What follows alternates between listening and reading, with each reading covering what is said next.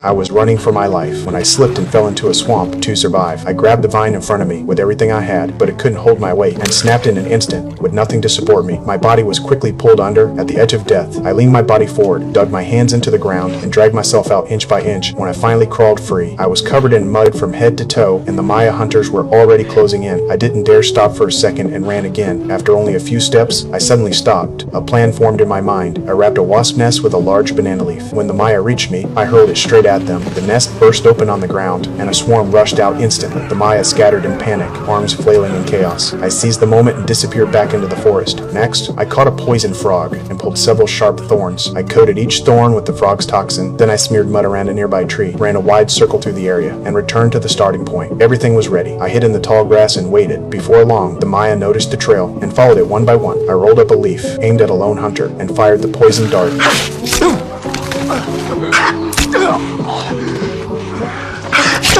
The toxin worked fast. His steps faltered, and he collapsed to the ground. His cries were heard by his companions nearby, sensing danger. One of them rushed back. I bent down to grab a weapon and ran straight into him, seeing the man who had taken my father's life. The hatred I'd buried for years finally broke free. I charged forward without hesitation. As his axe came down, I ducked low and slid, barely avoiding the fatal blow. My head was still grazed. I grabbed a weapon, used the momentum, and struck him hard. Then I finished it. At that moment, the sky opened and heavy rain poured down. I suddenly remembered my wife trapped in the pit. I ran toward her without thinking. When I reached the pit, the water had already risen to her abdomen. I was about to pull her out when the Maya appeared again. I had no choice but to draw them away first. I hadn't gone far when an arrow struck my shoulder. I forced myself upright, snapped the shaft, assumed a fighting stance to challenge him to a duel, but in fact, he had already fallen into my trap. The leader drew his dagger and charged straight at me. The next second,